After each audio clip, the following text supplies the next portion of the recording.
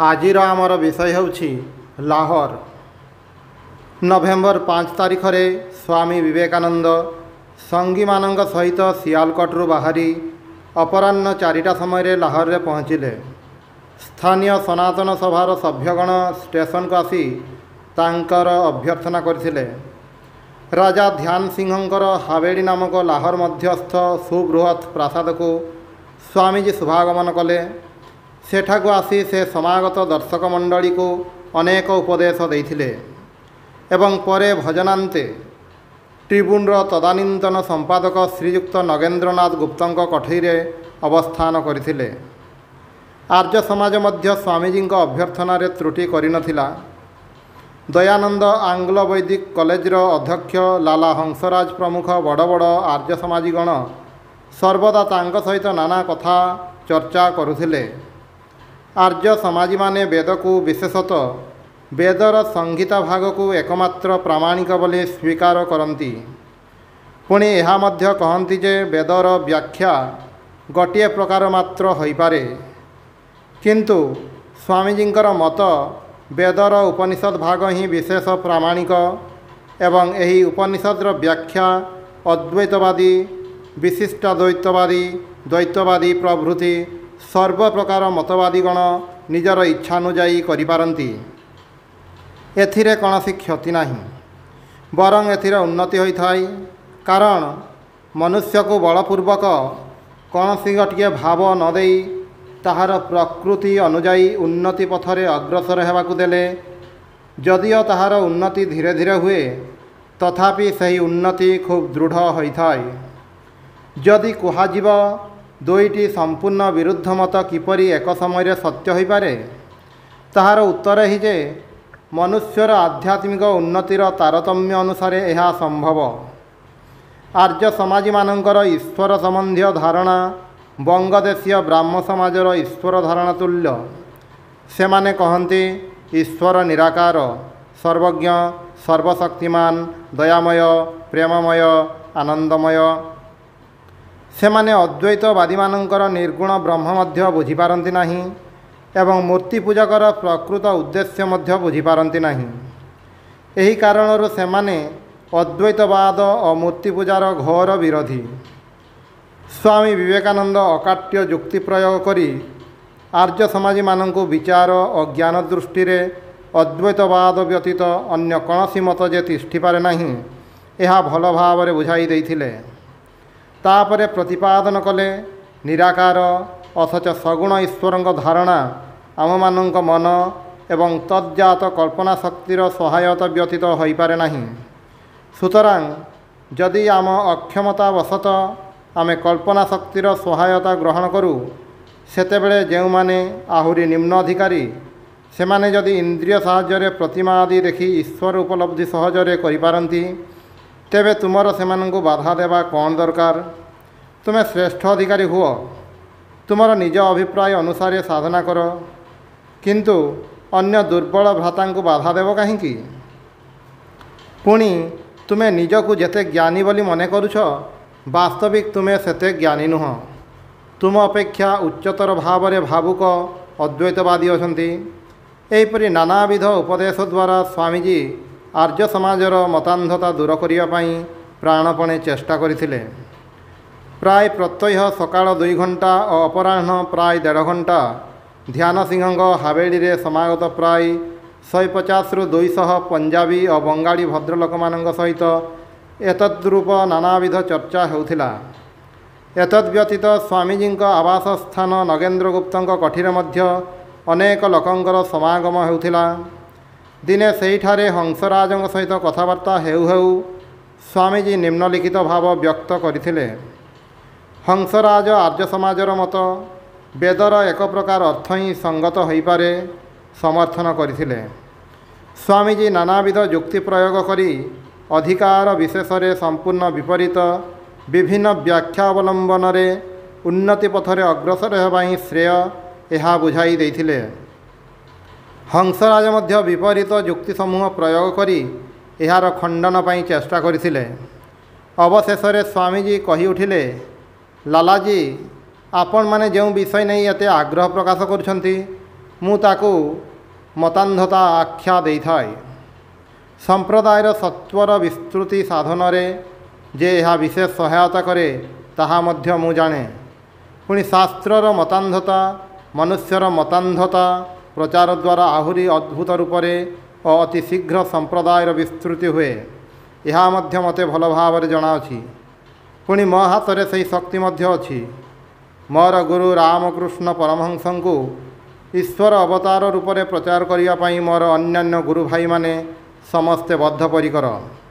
ଏକମାତ୍ର ମୁଁ ଏ ପ୍ରଚାରର ବିରୋଧୀ, କାରଣ ମୋର ଦୃଢ଼ ବିଶ୍ୱାସ ମନୁଷ୍ୟକୁ ତାହାର ନିଜର ବିଶ୍ୱାସ ଓ ଧାରଣା ଅନୁଯାୟୀ ଧୀରେ ଧୀରେ ଉନ୍ନତି କରିବାକୁ ଦେଲେ ଯଦିଓ ଅତି ଧୀରେ ଧୀରେ ହିଁ ଉନ୍ନତି ହେବ, ତଥାପି ଏହା ସୁଦୃଢ଼ ହେବ।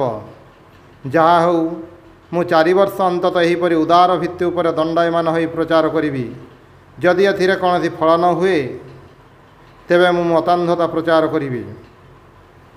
ଏହି ସ୍ଥାନରେ ପ୍ରସଙ୍ଗକ୍ରମେ ସ୍ୱାମୀଜୀଙ୍କ ସମ୍ବନ୍ଧରେ ଗୋଟିଏ ଦୁଇଟି କ୍ଷୁଦ୍ର ଘଟଣା ବିବୃତ କରିବାକୁ ଚାହୁଁ। ଯଦିବା ଏଗୁଡ଼ିକ କିଛି ବିରାଟ ଘଟଣା ନୁହେଁ, ତଥାପି ସମସ୍ତେ ଜାଣନ୍ତି କ୍ଷୁଦ୍ର କ୍ଷୁଦ୍ର ଘଟଣାରୁ ମହାପୁରୁଷମାନଙ୍କର ପ୍ରକୃତ ମହତ୍ଵ ବୁଝାଯାଏ।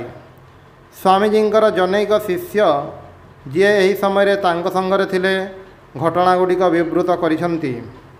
ସ୍ୱାମୀଜୀ ତାଙ୍କର ଜନୈକ ସଙ୍ଗୀଙ୍କ ନିକଟରେ ଅନେକ ସମୟ ଧରି କୌଣସି ବ୍ୟକ୍ତିଙ୍କର ଖୁବ୍ ପ୍ରଶଂସା କରୁଥିଲେ। ତାଙ୍କର ସଙ୍ଗୀ ହଠାତ୍ କହି ଉଠିଲେ, କିନ୍ତୁ ସ୍ୱାମୀଜୀ, ସେ ବ୍ୟକ୍ତି ଆପଣଙ୍କୁ ମାନେ ନାହିଁ। ସ୍ୱାମୀଜୀ ତତ୍କ୍ଷଣାତ୍ କହିଲେ, ଭଲ ଲୋକ ହେବାକୁ ଗଲେ ଯେ ମୋତେ ମାନିବାକୁ ପଡ଼ିବ, ଏହାର ଅର୍ଥ କ'ଣ? ସଙ୍ଗୀ ଜଣକ ଅତ୍ୟନ୍ତ ଅପ୍ରତିଭ ହୋଇଥିଲେ। ଏହି ସମୟରେ ଲାହୋରକୁ ଗ୍ରେଟ୍ ଇଣ୍ଡିଆନ୍ ସର୍କସ୍ ଆସିଥାଏ। ଦିନେ କୌଣସି କାର୍ଯ୍ୟ ଉପଲକ୍ଷରେ ଏହାର ଅନ୍ୟତମ ସ୍ୱତ୍ୱାଧିକାରୀ ବାବୁ ମତିଲାଲ ବସୁ ନଗେନ୍ଦ୍ର ଗୁପ୍ତଙ୍କ କଠିକୁ ଆସିଥିଲେ। ସ୍ୱାମୀଜୀ ଦେଖିବା ମାତ୍ରେ ଚିହ୍ନିଲେ ସେ ତାଙ୍କ ବାଲ୍ୟବନ୍ଧୁ। ଶୀଘ୍ର ସେ ନିତାନ୍ତ ଆତ୍ମୀୟଙ୍କ ପରି ଖୋଲାଖୋଲି ଭାବରେ କଥାବାର୍ତ୍ତା କରିବାକୁ ଲାଗିଲେ। ବାଲ୍ୟକାଳରେ ସେମାନେ ଏକ ଆଖଡ଼ାରେ ବ୍ୟାୟାମ କରୁଥିଲେ। ବାଲ୍ୟସଙ୍ଗୀଙ୍କ ଅପୂର୍ବ ତେଜ, ପ୍ରତିଭା ଓ ଶକ୍ତି ପ୍ରଦୀପ୍ତ ମୁଖମଣ୍ଡଳ ଦେଖି ମତିବାବୁଙ୍କ ଆଖି ଝଲସିଗଲା। ସ୍ୱାମୀଜୀ ଯେତିକି ତାଙ୍କ ସହିତ ଆପଣାର ପରି ବ୍ୟବହାର ଓ କଥାବାର୍ତ୍ତା କରିବା ପାଇଁ ଚେଷ୍ଟା କରୁଥାନ୍ତି, ସେ ସେତିକି ସଙ୍କୁଚିତ ହୋଇ ଯାଉଥାନ୍ତି। ଶେଷରେ ଅନେକ ସାହସ ସଞ୍ଚୟ କରି ମତିବାବୁ ସ୍ୱାମୀଜୀଙ୍କୁ ସମ୍ବୋଧନ କରି ଅତି ଦୀନ ସ୍ୱରରେ କହିଲେ, ଭାଇ, ତୁମକୁ ବର୍ତ୍ତମାନ ମୁଁ କ'ଣ ବୋଲି ଡାକିବି? ସ୍ୱାମୀଜୀ ଅତିଶୟ ସ୍ନେହପୂର୍ଣ୍ଣ ସ୍ୱରରେ କହିଲେ, ଆରେ ମତି, ତୁ ପାଗଳ ହୋଇଗଲୁ ନା କ'ଣ? ମୁଁ କ'ଣ ହୋଇଛି? ମୁଁ ତ ସେଇ ନରେନ, ତୁ ତ ସେଇ ମତି। ସ୍ୱାମୀଜୀ ଏପରି ଭାବରେ କଥାଗୁଡ଼ିକ କହିଲେ ଯେ ମତିବାବୁଙ୍କର ସମସ୍ତ ସଙ୍କୋଚ ଦୂର ହୋଇଗଲା।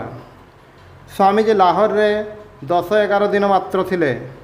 ଧ୍ୟାନ ସିଂହଙ୍କ ହାବେଳିରେ ପ୍ରଥମ ଦିନର ବକ୍ତୃତା ପାଇଁ ଆୟୋଜନ ହେଲା। ବିଷୟ ଥିଲା ଆମମାନଙ୍କର ସମସ୍ୟା ସମୂହ। କିନ୍ତୁ ସ୍ୱାମୀଜୀ ବକ୍ତୃତା ଦେବେ ଶୁଣି ଏତେ ବେଶୀ ଲୋକଙ୍କର ସମାଗମ ହେଲା ଯେ ହଲ୍ ଭିତରେ ବକ୍ତୃତା ଦେବା ଅସମ୍ଭବ ହୋଇପଡ଼ିଲା। ପରିଶେଷରେ ଖୋଲା ଜାଗାରେ ବକ୍ତୃତା ଦେବା ପାଇଁ ସ୍ଥିର ହେଲା। କିନ୍ତୁ ଲୋକଙ୍କ ଗୋଳମାଳ ଯୋଗୁଁ ସ୍ୱାମୀଜୀ ଯେତେ ଦୂର ସାଧ୍ୟ ଉଚ୍ଚ ସ୍ୱରରେ କହିଲେ ସୁଦ୍ଧା ସଭାରେ ନିସ୍ତବ୍ଧତା ଆନୟନ ପାଇଁ ସମର୍ଥ ହୋଇପାରିଲେ ନାହିଁ। ସେଥିପାଇଁ ପ୍ରାୟ ଘଣ୍ଟାଏ ବକ୍ତୃତା ପରେ ସଭା ଭଙ୍ଗ କରାଗଲା। ବକ୍ତୃତାର ବିଷୟ ଯାହା ଥିଲା ତାହା ସମୁଦାୟ ବିବୃତ ହୋଇପାରିନଥିଲା। ସେଥିପାଇଁ ତାହା ହିନ୍ଦୁ ଧର୍ମର ସାଧାରଣ ଭିତ୍ତି ନାମରେ ପ୍ରକାଶିତ ହୋଇଛି। ଆମେ ତାହାକୁ ସେହି ହିନ୍ଦୁ ଧର୍ମର ସାଧାରଣ ଭିତ୍ତି ନାମରେ ପ୍ରକାଶିତ କରିଛୁ। ଭକ୍ତି ନାମକ ଅଦ୍ୱିତୀୟ ବକ୍ତୃତାଟି ମତିବାବୁଙ୍କ ସର୍କସ୍ ପ୍ରାଙ୍ଗଣରେ ହୋଇଥିଲା। ଟ୍ରିବ୍ୟୁନ୍ର ରିପୋର୍ଟରୁ ଏହା ଅନୁବାଦ କରି ଦିଆଗଲା। ଯାହା ହେଉ, ଲାହୋରବାସୀଗଣ ସ୍ୱାମୀଜୀଙ୍କ ଏହି 2ଟି ବକ୍ତୃତାରେ ତୃପ୍ତ ନ ହୋଇ ଧ୍ୟାନ ସିଂହଙ୍କ ହାବେଳିରେ ତୃତୀୟ ବକ୍ତୃତା ପାଇଁ ବନ୍ଦୋବସ୍ତ କଲେ। ଏଥର ଯେପରି ସଭାରେ ଗୋଳମାଳ ନ ହୁଏ, ସେଥିପାଇଁ ବିନା ମୂଲ୍ୟରେ ଟିକେଟ୍ ବିତରଣର ବ୍ୟବସ୍ଥା ହୋଇଥିଲା ଏବଂ ଲୋକଙ୍କ ବସିବା ପାଇଁ ଚୌକି ପ୍ରଭୃତିର ମଧ୍ୟ ବନ୍ଦୋବସ୍ତ ହୋଇଥିଲା। ଲାହୋରର ସମସ୍ତ ଶିକ୍ଷିତ ଭଦ୍ରଲୋକ ଏହି ସଭାରେ ଯୋଗ ଦେଇଥିଲେ। ଏହି ସୁଦୀର୍ଘ ସାରଗର୍ଭକ ବକ୍ତୃତାଟି ପ୍ରାୟ 2 ଘଣ୍ଟା ଧରି ହୋଇଥିଲା। ସମସ୍ତେ ଶେଷ ପର୍ଯ୍ୟନ୍ତ ଆଗ୍ରହ ସହକାରେ ଶୁଣିଥିଲେ। ଜନୈକ ପଣ୍ଡିତ ବ୍ୟକ୍ତି ଏହି ବକ୍ତୃତା ଶୁଣିବା ପରେ ବନ୍ଧୁବାନ୍ଧବଙ୍କ ନିକଟରେ ପ୍ରକାଶ କରିଥିଲେ, ହଁ, ଏହି ବକ୍ତୃତାରେ ଅସଲ ଜିନିଷ ଅଛି। ଏହା ହିଁ ଲାହୋରର सुप्रसिद्ध वेदांत वक्तृता। आउ दिने स्वामीजी लाहोर अनेक गुड़िए युवकों को नहीं गोटे सभा अनुष्ठित करथिले। सभा अनुष्ठान पूर्वर स्वामीजी अति विशद भाव से बुझाई देथिले किपरि भाव सेमानंकर प्रतिवेशी कल्याण साधन समर्थ हो पारिबे। सभाटी संपूर्ण असांप्रदायिक भाव होइथिला। अपराह्न पढ़ापढ़ी अवकाश पाइबा परे युवकगण को दरिद्र नारायणंकर सेवा करिया को हेबो, जहाद्वारा क्षुधार्थ खाइया पाइबे, पीड़ित व्यक्ति औषध पाइबे, अशिक्षित व्यक्ति शिक्षा पाइबे। मोटामोटी भाव में एहीपरि कार्य करिवा संबंध में वक्तृता देवा ही सभार उद्देश्य थिला। आर्य समाजी माने पितृपुरुषंग श्राद्धर आवश्यकता स्वीकार करती नाही। सनातन सभार सभ्य माने एही कारणरू स्वामीजी को श्राद्ध विषय गोटे वक्तृता देवाई विशेष अनुरोध करथिले। नाना कारणरू स्वामीजी एही विषय वक्तृता देवाई इच्छा प्रकाश करिनथिले, किंतु सनातन सभार कर्तृपक्षगण स्वनिर्बंध अनुरोध रे अवशेष से अनिच्छाक्रमे सम्मत होइथिले। एही दिन पंजाबी माने आहुरी मध्य स्थिर करथिले जे स्वामीजी को संगरे नहीं नगर संकीर्तन करिवे। पंजाबी मानंगर संकल्प थिला जे स्वामीजी को पालिंकी रे बसाई संकीर्तन सहित नगर प्रदक्षिण कराइबे। स्वामीजी पालिंकी रे बसिया पई स्वीकृत हेले नाही, किंतु नगर संकीर्तन रे तांकर इच्छा थिला। से संगीगण निकट में प्रकाश करथिले पंजाबी माने साधारणतः बड़ शुष्क। जदि एहीपरि संकीर्तन द्वारा सेमानंग मध्य किछि भक्ति प्रवेश करे से संकीर्तन रे जोग देवाई इच्छुक। बंगाड़ी मानंगु से निशाण प्रभृति भल भाव रे आयोजन करिया पई कहिथिले। जहा हो स्वामीजी संगी मानंग सह लाहोर म्यूजियम बोली ध्यान सिंह हावेली रे उपस्थित होई देखिले बहु लोक समवेत होइछन्ति, किंतु संकीर्तनर उद्योक्ता माने नथिले। लोकंक ठारु शुणागला समग्र लाहोर सहर रे खंडिए मात्र मृदंग थिला। ताहा मध्य व्यवहार अभाव रे एते दिन धरी पड़ी पड़ी खराब हो जाइथिला। सेथिरे थरे आघात देवा मात्रे ताहा फाटिगला। संकीर्तन न हेबारु श्राद्ध संबंध में स्वामीजी वक्तृता मध्य देई नथिले। समवेत लोकमानंकु जणाई दियागला से दिन आ वक्तृता हेब नाही। केतेक व्यक्ति स्वामीजी बासस्थान पर्यंत जाई श्राद्ध संबंध में स्वामीजी सहित अनेक तर्क वितर्क करथिले। स्वामीजी मध्य श्राद्धर युक्तियुक्तता बुझाई देथिले। आउ दिने अपराह्न रे स्वामीजी गोटे सांध्य सम्मेलन होइथिला एवं सेथिरे लाहोर गण्यमान्य लोकगण सहित स्वामीजी को परिचित कराई दियागला। लाहोर चीफ जस्टिस श्रीयुक्त प्रसुल चंद्र चट्टोपाध्याय एवं अन्यान्य अनेक बंगाड़ी और पंजाबी भद्रलोक स्वामीजी को और तांको संगीगण को निमंत्रण करी खाइबाकू देइथिले। सेही समस्त स्थान रे नानाविध चर्चा होइथिला। अनेक प्रधान प्रधान व्यक्ति स्वामीजी निकटरू गुप्त भाव रे साधन आदि शिक्षा करथिले।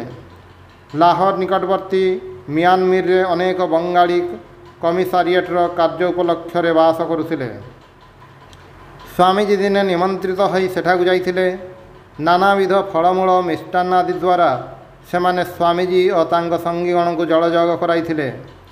सेमाने स्वामीजींकर मधुर अथच शिक्षाप्रद उपदेशावली शुणी परम संतोष लाभ करथिले।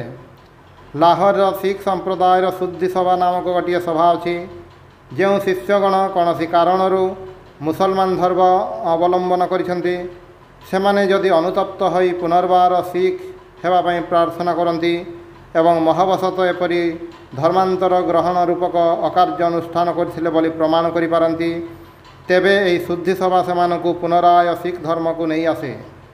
स्वामीजी निमंत्रित होई संगीगण सह एही सभार गोटे अधिवेशन रे जोग देइथिले। जेतेबेले सेमाने उपस्थित हेले सेतेबेले गोटे विराट करेई रे कड़ा प्रसाद अर्थात हालुआ प्रस्तुत हेउथिला।